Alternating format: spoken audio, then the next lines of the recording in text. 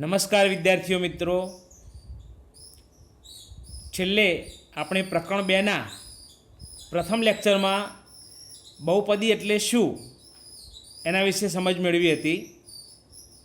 એમાં એકપદી, દ્વિપદી, ત્રિપદી વિશેની સમજ પણ મેળવી હતી તથા બહુપદીની કાત, અગ્રપદ, અગ્ર સહગુણક આ બધાની પણ સમજ મેળવી હતી.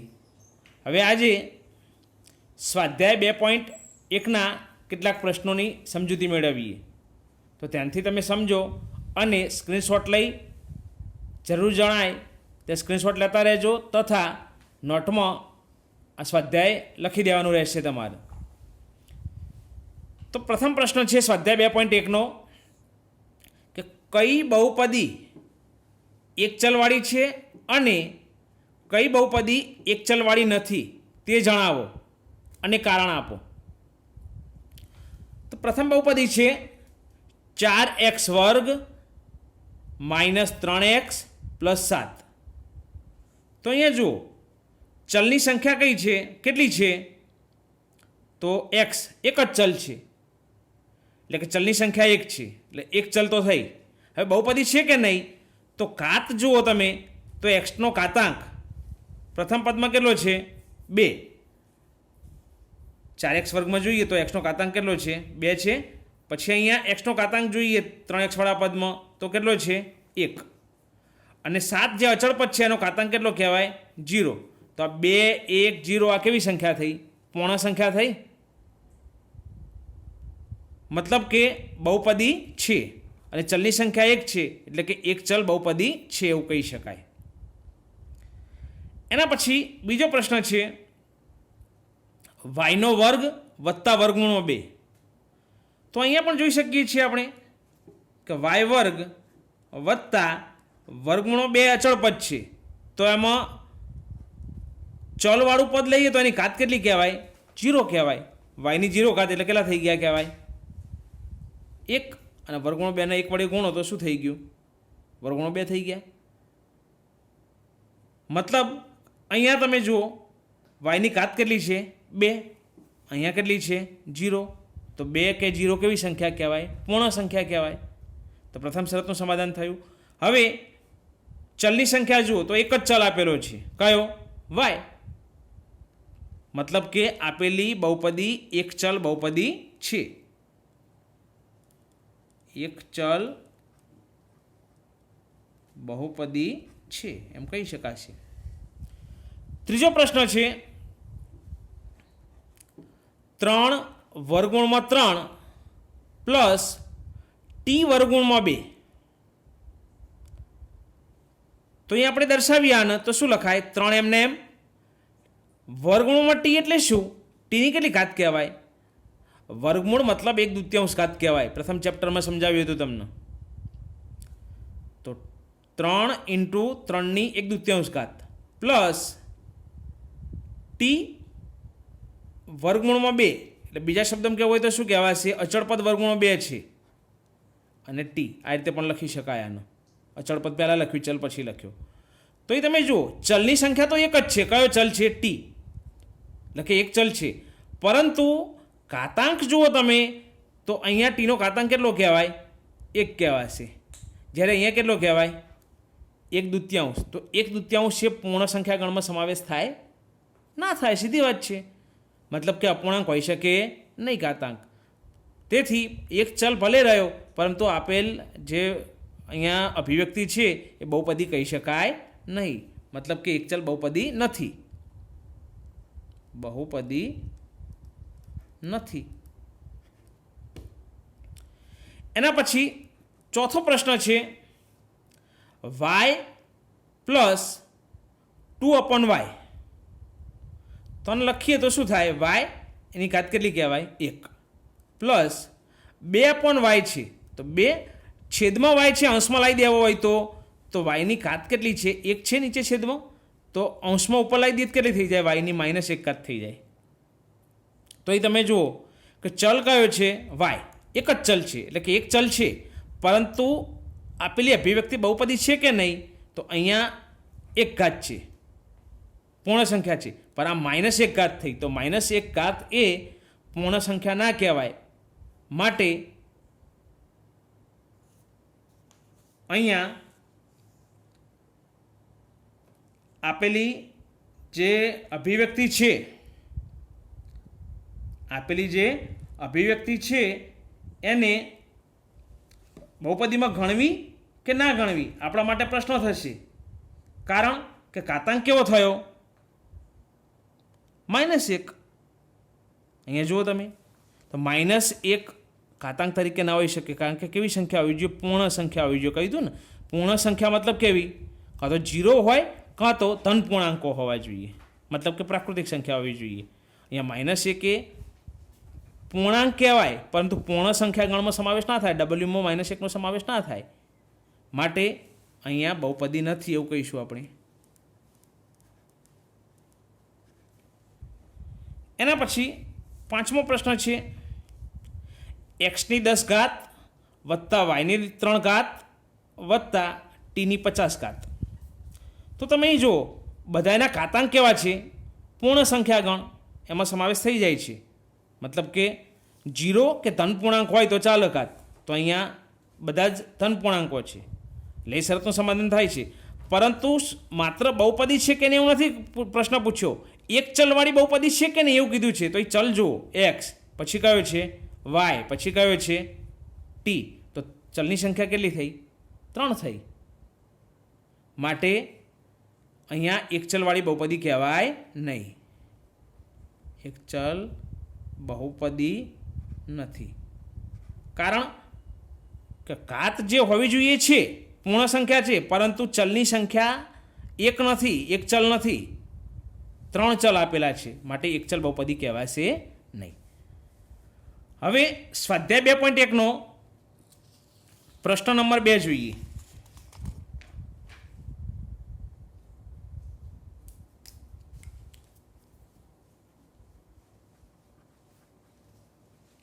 સ્વાધ્યાય 2.1નો પ્રશ્ન નંબર 2 એમાં કહ્યું છે કે x વર્ગનો સહગુણક લખો.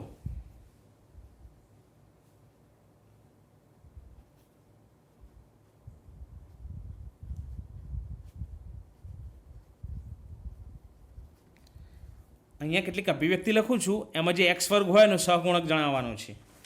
તો પ્રથમ છે 2 પ્લસ x² પ્લસ x, 2 વત્તા x વર્ગ વત્તા x, 2 plus x² plus x. તો શું કહ્યું છે? જુઓ, x વર્ગનો સહગુણક લખો. તો x વર્ગનો સહગુણક શું થશે? અહીંયા x વર્ગવાળું જે પદ છે એનો સહગુણક કેટલો છે? કશું નથી લખ્યું એટલે કેટલો કહેવાય? 1 કહેવાશે. તો એ સહગુણક કેટલો થશે? જવાબ આવશે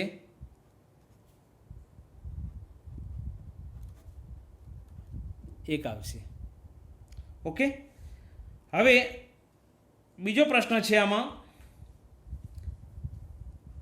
2 ઓછા x² વત્તા x3, 2 minus x² plus x3. તો અહીંયા x વર્ગવાળું પદ લઈએ. પ્રશ્ન શું છે? x વર્ગનો સહગુણક લખો. તો x વર્ગવાળા પદની આગળ તમે જુઓ તો કશું એટલે કેટલા કહેવાય? 1 કહેવાય. પણ નિશાની કઈ છે? માઇનસ. તો માઇનસ નિશાની છે એટલે સહગુણક કયો થયો? સહગુણક શું આવશે? -1 કહેવાશે. જવાબ આવશે -1. -1 જવાબ આવે. ત્રીજો પ્રશ્ન છે π/2 x² plus x, π/2 x² plus x, મતલબ કે π/2 ઇન્ટુ x² વત્તા x.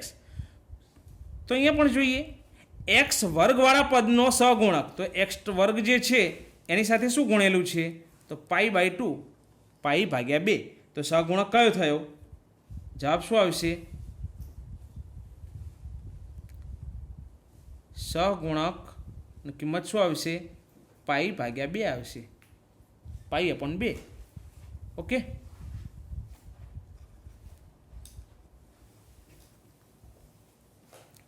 ચોથો પ્રશ્ન છે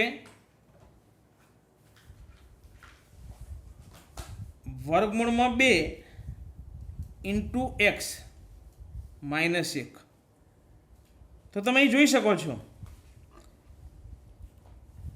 પ્રશ્ન થશે કે એક્સ વર્ગનો સહગુણક લખો, તો એક્સ વર્ગવાળું તો પદ છે જ નહીં, કારણ કે એક્સની કેટલી ઘાત છે?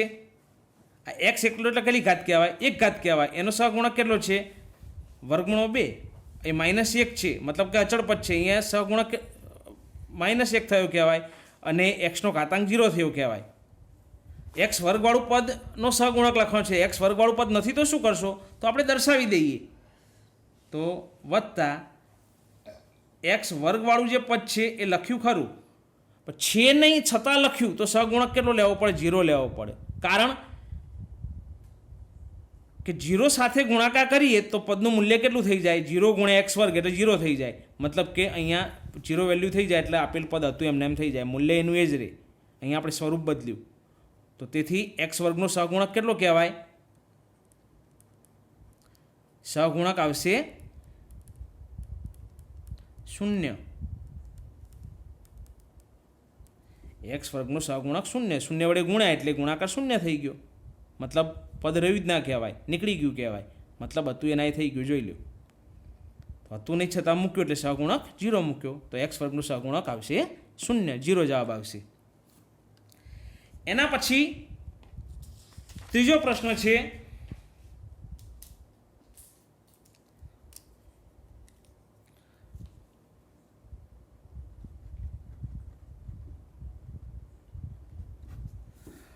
પાંત્રીસ ઘાતવાળી ત્રિપદીનું ઉદાહરણ આપો અને 100 ઘાતાંકવાળી એક પદીનું કોઈ પણ એક ઉદાહરણ આપો. 35 ઘાતાંકવાળી દ્વિપદીનું ઉદાહરણ આપો.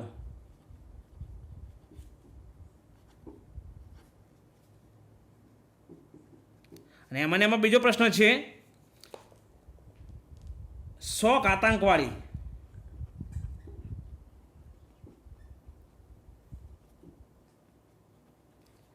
એમાં એક પદી માગી છે, મતલબ કે પદની સંખ્યા એક જ હોવી જોઈએ.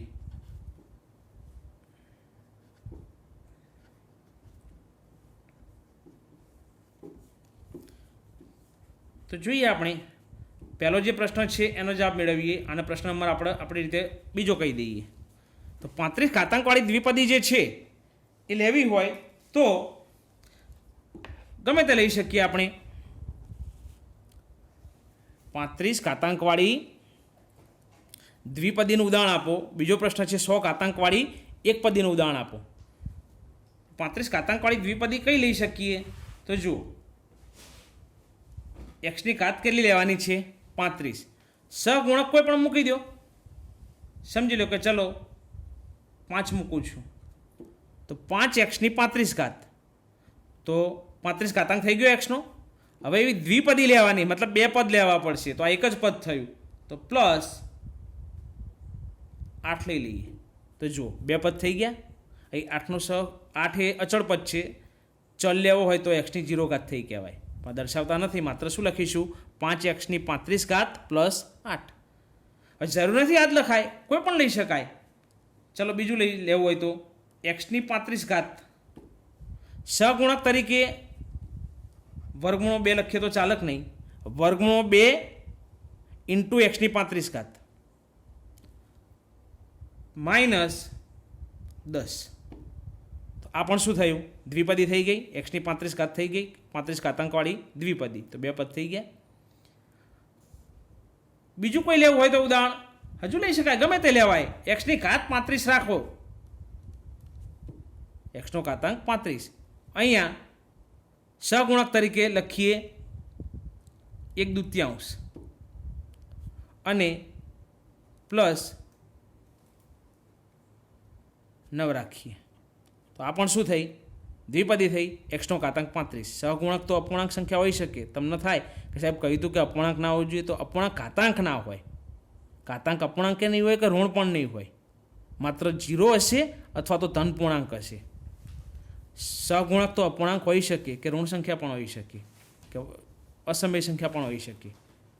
ઓકે, તો પ્રથમ પ્રશ્નનો જવાબ આપ્યો. 35 ઘાતાંકવાળી દ્વિપદીનું ઉદાહરણ આપી દીધા. એક જ માગ્યું છે, મેં તમને 3 સમજાવ્યા. હવે 100 ઘાતાંકવાળી એકપદીનું જોઈએ. તો એના માટે એક્સનો ઘાતાંક કેટલો લઈશું? 100. સહગુણક રાખીએ 3.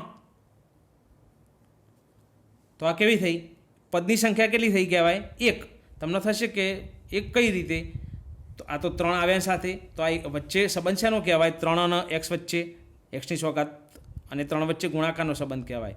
તો ગુણાકારનો સંબંધ હોય જ્યાં સુધી, કે ભાગાકારનો સંબંધ હોય ત્યાં સુધી પદ એનું એ જ કહેવાય, પદ બદલાયું ના કહેવાય. અહીંયા તમે જોઈ શકો છો, તો અહીં ગુણાકારનો સંબંધ હતો એટલે આ એક જ પદ થયું. વચ્ચે વત્તા કે ઓછાનું નિશાની આવે અને પછી પદ લખીએ, પદ બદલાઈ ગયું કહેવાય. ત્યાં સુધી તો એનું એ જ પદ કહેવાય, એક જ પદ કહેવાય. આ ઉદાહરણ આપી શકાય. 100 ઘાતાંકવાળી એક પદી માગી છે, તો આ એક પદી થઈ ગઈ, એક જ પદ થયું. હજુ બીજું ઉદાહરણ આપવું હોય તો આપી શકાય 100 ઘાતાંકનું. ચલો, એક્સની 100 ઘાત. અહીંયા સહગુણક રાખીએ આપણે 9 પાઈ. તો શું થયું? 9 × પાઈ × એક્સની 100 ઘાત. તો આ પણ વચ્ચે સંબંધ ગુણાકારનો થયો કહેવાય છે. એટલે ગુણાકારનો સંબંધ થયો તો પદ ભલે તમે 3 દેખાય પણ 3 ના કહેવાય, એક જ પદ થયું કહેવાય. કારણ કે વચ્ચે પ્લસ કે માઇનસ હોય તો જ પદ બદલાયું કહેવાય. ત્યાં સુધી તો એ સળંગ એક જ પદ થયું. તો આ છે 100 ઘાતાંકવાળી એકપદી. આવા ઉદાહરણો આપી શકીએ છીએ આપણે.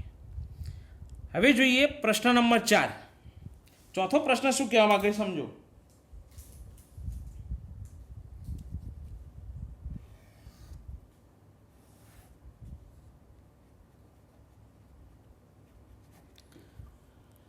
ચોથા પ્રશ્ન મુજબ આપેલી બહુપદીઓની ઘાત જણાવો.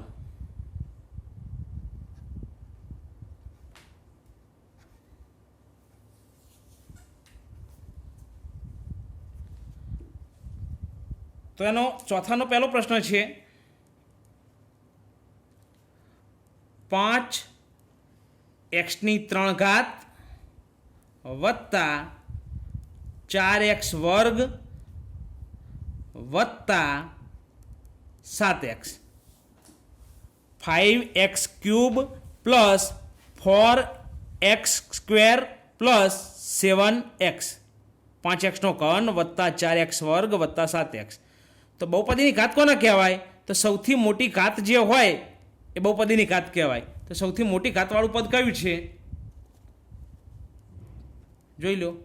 5xનો ઘન જે છે એમાં એક્સની ઘાત કેટલી છે? 3. તો બહુપદીની ઘાત શું? જવાબ શું આવશે? જવાબ આવશે 3. સૌથી મોટી ઘાત 3 છે, જે બહુપદીની ઘાત કહેવાશે.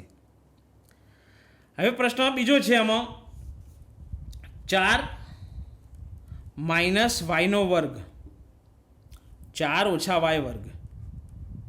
તો આમાં તમે જુઓ તો પદ જે છે એમાં 4નો જે સાથે સહગુણ, 4 એ અચળ પદ છે. ચલ કેટલો કહેવાય? વાય લઈએ તો 0 ઘાત થઈ કહેવાય. અને લખીએ તો આ રીતે ખરેખર લખાય. પ્રમાણિત સ્વરૂપમાં લખું તો -1y વર્ગ પ્લસ 4y ની 0 ઘાત, આવું થયું કહેવાય. ઘાતના ઉતરતા ક્રમમાં લખવું જોઈએ પ્રમાણિત સ્વરૂપમાં. તો અહીંયા વાયની આગળ કશું નથી તો કેટલા કહેવાય? 1 કહેવાય છે. અને આગળ માઇનસની સાઇન છે તો -1 સહગુણક થવાનો. 4 એમને એમ અચળ પદ છે, વાયવાળું પદ નથી, મતલબ કે વાયની 0 ઘાત છે. 0 ઘાત એટલે 1 થઈ ગયું, 4 × 4 થઈ ગયા, મૂલ્ય એનું એ થઈ ગયું, કે સ્વરૂપ બદલ્યું મેં. તો જુઓ સૌથી મહત્તમ ઘાત કઈ છે? 2. તો જવાબ શું આવશે અહીંયા?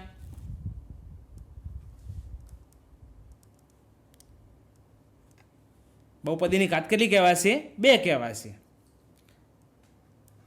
ત્રીજો પ્રશ્ન છે 5t માઇનસ વર્ગમૂળમાં 7. તો અહીં લખવું હોય પ્રમાણિત સ્વરૂપમાં શું લખાય? 5t ની 1 ઘાત માઇનસ વર્ગમૂળમાં 7 એવું લખાય. અને જો ચલ દર્શાવવો હોય તો t ની 0 ઘાત એવું કહી દઈશું આપણે. 0 ઘાત એટલે 1, એટલે મૂલ્ય તો એ ના જ થઈ ગયું પછી. તો એ તમે જવાબ કેટલો લખી શકશો? બહુપદીની ઘાત મહત્તમ ઘાત કેટલી છે 1, તો જવાબ આવશે 1, મતલબ કે બહુપદીની ઘાત ગણાશે 1 ગણાશે. ચોથો પ્રશ્ન છે આમાં 3, મતલબ અચળ બહુપદી આપી છે. તો અચળ બહુપદી આપી છે તો લખવું હોય તો શું થાય? 3 ગમે તે ચલ લખી શકો છો.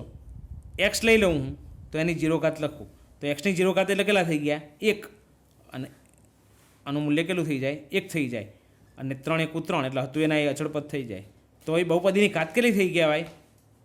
0 થઈ કહેવાશે. તો અહીં બહુપદીની ઘાત શું આવશે? જવાબ આવશે 0, 0. બહુપદીની ઘાત 0 ગણાશે. હવે સ્વાધ્યાય 2.1 પ્રશ્ન નંબર 5 લઈએ.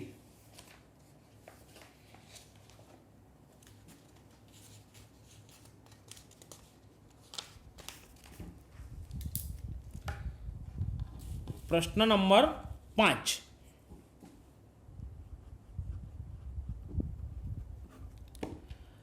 પ્રશ્ન 5માં એવું પૂછ્યું છે આપણને કે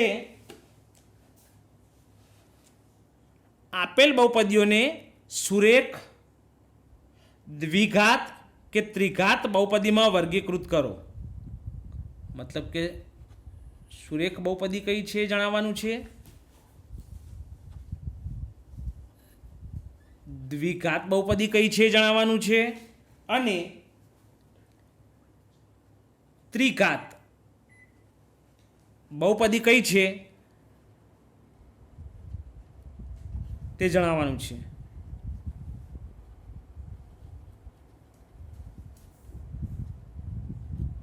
સુરેખ બહુપદી એટલે શું? તો સુરેખ બહુપદી કોને કહેવાય? અગાઉ સમજાવ્યું હતું કે એક ઘાતવાળી જે બહુપદી હોય એને સુરેખ બહુપદી કહેવાય, કારણ કે એનો ઉકેલ મેળવીએ આપણે, ચલના બીજ શોધીએ, આગળ આવશે પછી ભણવાનું, તો એનો જો આલેખ દોરવામાં આવે, આલેખ પત્ર ઉપર દર્શાવીએ તો બધા જ બિંદુઓ એક જ રેખામાં આવેલા હોય એવા મળે. મતલબ કે એટલા માટે એને સુરેખ કહેવાય. બીજા શબ્દમાં કહીએ તો એક ઘાતી બહુપદી, જે બહુપદીની ઘાત એક હોય એને સુરેખ બહુપદી કહેવાય. તો અહીંયા પ્રશ્ન પૂછ્યો છે પહેલો,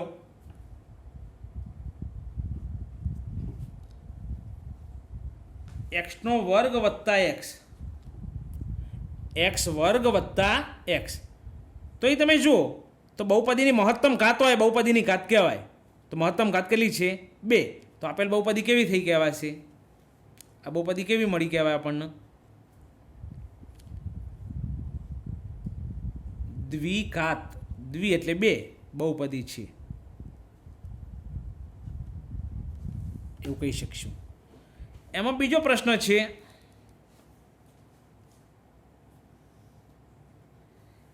એક્સ માઇનસ એક્સનો ઘન. તો જુઓ આપેલ બહુપદીની મહત્તમ ઘાત કેટલી છે? અહીંયા 1 ઘાત કહેવાશે. આ કેટલી ઘાત છે? 3 ઘાત. તો કેવી બહુપદી થઈ? ત્રિઘાત બહુપદી છે એવું કહી શકશું આપણે. એમાં ત્રીજો પ્રશ્ન છે વાય પ્લસ વાયનો વર્ગ પ્લસ 4. તો આપેલ બહુપદીમાં અહીંયા વાયની 1 ઘાત કહેવાય, આ 2 ઘાત કહેવાય, અહીંયા અચળ પદ છે એમાં કેટલી કહેવાય? વાયની 0 ઘાત કહેવાય લખવી હોય તો મહત્તમ ઘાત કેટલી છે? 2. તો આપેલ બહુપદીની મહત્તમ ઘાત 2 હોવાથી કેવી બહુપદી થઈ કહેવાશે? તો દ્વિઘાત બહુપદી છે એવું કહી શકાય. ચોથો પ્રશ્ન છે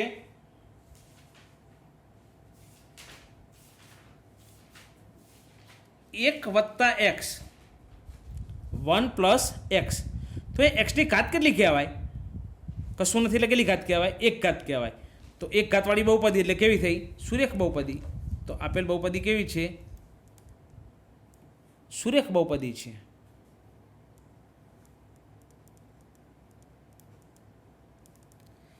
એના પછીનો પ્રશ્ન છે 5મો પ્રશ્ન. એમાં 3t તો 3t અહીંયા બહુપદી લખેલી છે તો સમજો બરાબર 3t ની કેટલી ઘાત કહેવાય? 1 ઘાત કહેવાય. અહીંયા કોઈ પદ અચળ પદ આપ્યું નથી, લખવું હોય તો ગમે તે લખી દો, ના લખવું હોય તો ખાલી એમને સમજો પદની સંખ્યા કેટલી છે? 1. અને અહીંયા ઘાત કેટલી છે? મહત્તમ ઘાત કેટલો છે? 1. તો 1 ઘાતી બહુપદી એટલે કેવી થઈ? સુરેખ બહુપદી થઈ કહેવાશે. એના પછી છઠ્ઠો પ્રશ્ન છે આરનો વર્ગ, આર સ્ક્વેર. તો અહીંયા આપેલી જે બહુપદી છે એમાં મહત્તમ ઘાત કેટલી છે? 2. બીજું કોઈ 1 ઘાતવાળું પદ નથી આપ્યું કે 0 ઘાતવાળું કોઈ પદ આપ્યું નથી, મતલબ કે અચળ પદ નથી આપ્યું. પદની સંખ્યા 1 જ છે, 1 પદી છે, પણ ઘાત મહત્તમ કેટલો છે? 2. તો એ કેવી થઈ? દ્વિઘાત બહુપદી થઈ કહેવાશે. અને છેલ્લો પ્રશ્ન છે 7મો પ્રશ્ન, 7x નો ઘન. 7x નો ઘન તો અહીંયા x ની મહત્તમ ઘાત કેટલી છે? 3. પછી 2 ઘાતવાળું પદ, 1 ઘાતવાળું પદ, 0 ઘાતવાળું પદ એવું આપેલા નથી, મતલબ કે એક જ પદ આપ્યું છે અહીંયા. પણ મહત્તમ ઘાતાંક કેટલો છે? તો 3. તો મહત્તમ ઘાતાંક જોવાનો અહીંયા, તો મહત્તમ ઘાતાંક 3 હોવાથી આપેલી બહુપદી એ ત્રિઘાત બહુપદી કહેવાય. અહીંયા સ્વાધ્યાય 2.1ના 5 પ્રશ્નોની તમને સમજૂતી આપી. હવે પછીના લેક્ચરમાં બહુપદીના શૂન્યો કોને કહેવાય, ખૂબ જ અગત્યનો મુદ્દો છે, એના વિશે સમજૂતી તમને આપીશ અને દાખલા ગણાવતો રહીશ. અહીંયા સ્વાધ્યાય 2.1 તમારે તમારી નોટબુકમાં ગણી દેવાનું રહેશે. આજ માટે આટલું. અસ્તુ.